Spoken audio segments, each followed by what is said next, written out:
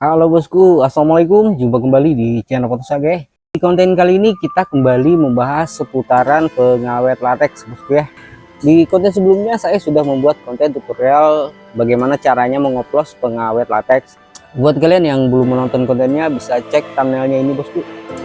Dan linknya ada di deskripsi ya. Untuk konten kali ini kita akan mengoplos kembali, bosku ya. Tapi yang dioplos ini pengawet latex sekaligus getah karetnya di belakang sudah saya siapkan ya. Oke, buat kalian yang baru mampir di channel Potosage, jangan lupa subscribe-nya bosku, tombol lonceng notifikasinya diaktifin, like, komen, dan juga share ya tentang channel Potosage.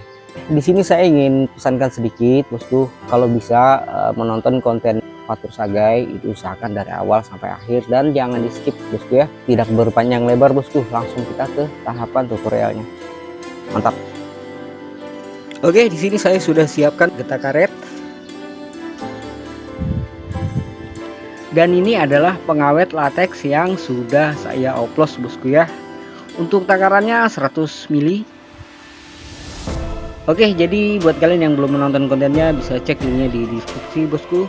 Tutorial cara mengoplos pengawet latex. Oke, di sini saya coba jelaskan sedikit ya tentang getah karet. Jadi getah karet itu tingkat keenceran, kekentalan itu bosku ya beragam. Nah, yang saya dapatkan ini tingkat keencerannya sangat tinggi, jadi otomatis getah karet ini kadar airnya sangat banyak. Jadi apabila kalian mendapati getah karet yang sangat encer, itu tidak perlu lagi dioplos menggunakan air bosku ya. Kalau getah karetnya sangat kental, nah itu baru dikasih air bosku. Perbandingannya itu mulai dari 60 bosku ya banding 40 atau 80 banding 20. Jadi perbandingannya 60% getah karet, 40% air, atau 80% getah karet, 20% air. Sampai menit ini bisa dipahami bosku ya. Oke, kita lanjut. Nah, untuk getah karet yang saya dapat, ini saya sadap sendiri bosku. Jadi buat kalian yang baru mengetahui atau belum tahu sama sekali tentang tingkat encer, kekentalannya si getah karet hasil dari pohon tadi itu, di sini saya coba jelaskan bosku ya. Untuk pohon karet yang ada di perkebunan itu rata-rata medium, jadi kentalnya itu sedang sampai sangat kental bosku ya. Nah, untuk kalian mendapatkan getah karet encer seperti ini biasanya ada tuh, dia tumbuhnya di hutan bosku, jadi bukan hasil perkebunan. Untuk hasil perkebunan itu biasanya pohon-pohon karetnya itu kan dirawat dia bosku, tanahnya dipupuk ya kan, memang khusus untuk memproduksi getah karet yang berkualitas. Jadi kadar airnya itu sangat sedikit bosku, beda dengan pohon karet yang tumbuh liar di hutan. Jadi untuk yang tumbuh di hutan itu alami bosku, jadi kebanyakan getah karetnya tuh encer bosku, tapi tidak menutup kemungkinan ya kita mendapatkan pohon yang berkualitas tinggi untuk getah karetnya. Oke, mungkin untuk tutorial kali ini saya akan coba menjelaskan, lebih banyak menjelaskan ketimbang prakteknya bosku ya. Jadi apabila tingkat kekentalan getah karet itu sangat tinggi, itu kalian oplos menggunakan air. Sudah saya jelaskan tadi ya untuk perbandingannya. Oke, sekarang saya akan coba menjelaskan bosku bagaimana cara menyadap pohon getah karet. Ini contoh ya, kalian pergi cari pohon karet dan kalian menemukan ada satu ataupun dua pohon karet. Di situ kalian perlu menggunakan pisau sadapan bosku ya. Terus untuk menyadap getah karet, untuk menghasilkan getah karetnya itu tidak bisa untuk satu kali sadapan, itu minimal 3 hingga 4 kali gurisan itu bosku. Jadi batang karet itu kita guris itu mungkin 3 sampai 4 kali gurisan ya. Jadi kalau dihitung itu sebanyak 3 sampai 4 hari baru getah karet itu bisa kucur dari gurisan kita.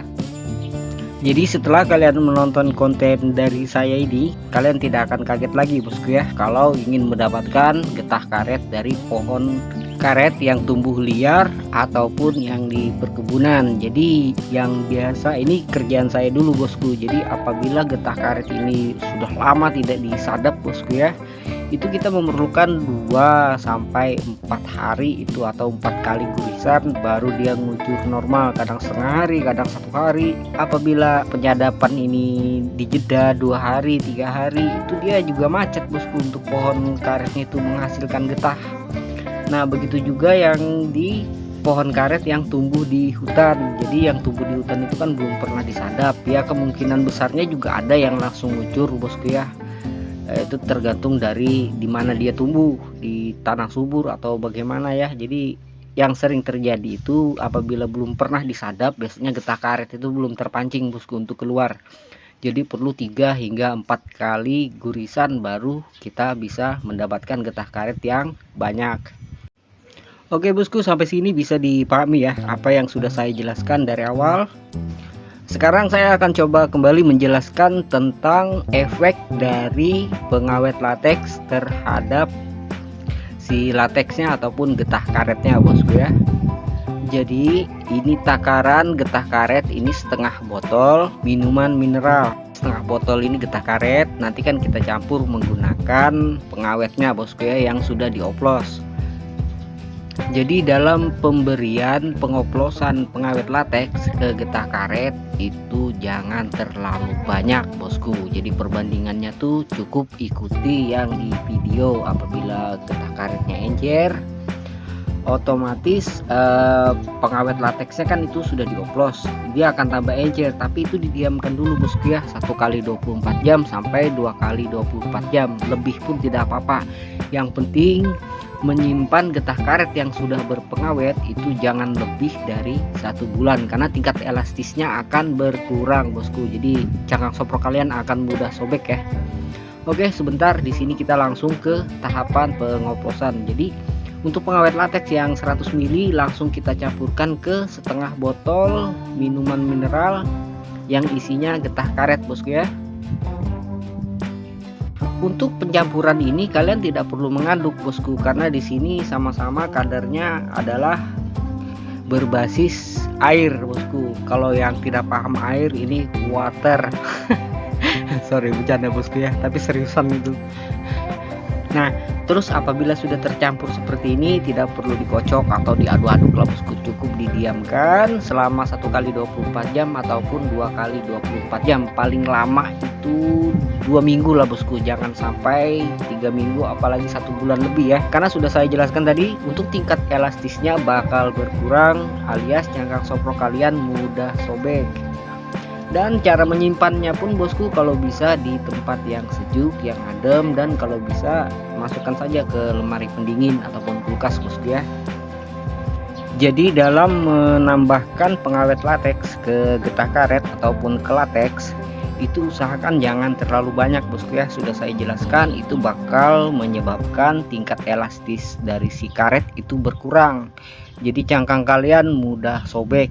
Dan untuk yang kedua, apabila kalian terlalu banyak menambahkan pengawet lateks, itu part pada soprok seperti hook, split ring, kili-kili, bahkan blade bosku ya mudah berkarat. Sedangkan si soprok itu baru dipasangi part dan disimpan sebentar bosku ya, antara seminggu bahkan mungkin 2 minggu ya, lalu timbul nampak seperti korupsi. Jadi inilah penyebab dari kebanyakan pengawet lateks. Oke, sampai di sini sudah bisa dipahami ya bosku bagaimana caranya mengoplos pengawet lateks ke getah karet. Panjang lebar bosku ya, dari awal hingga akhir itu saya harap kalian bisa memahami apa yang sudah saya sampaikan dan juga praktekkan hingga di menit ini.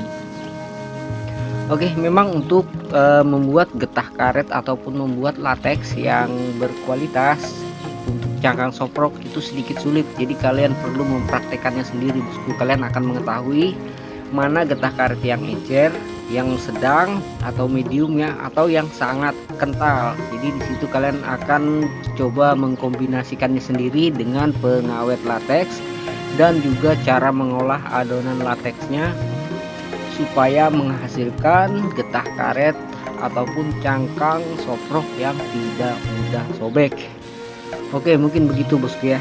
Nah, untuk konten selanjutnya kita akan membandingkan bosku getah karet murni dengan latex yang instan yang biasa dijual di pasaran. Pokoknya ditunggu kontennya bosku ya. Insya Allah minggu depan saya upload, karena untuk kontennya sendiri, untuk videonya sendiri sudah lama ya saya simpan dan saya sudah membandingkannya. Dan di konten selanjutnya saya akan membagikan hasil dari perbandingan getah karet dan juga latex instan yang biasa kalian buat sebagai cangkang soprok.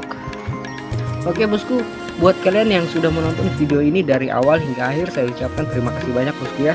Dan bagi kalian yang belum subscribe, ini di subscribe dulu, tombol loncengnya diaktifin, like, komen, dan juga share ya ke teman-teman tentang channel Papsagai. Selain konten casting, juga menyediakan konten tutorial, review, bahan-bahan seputaran membuat soprok.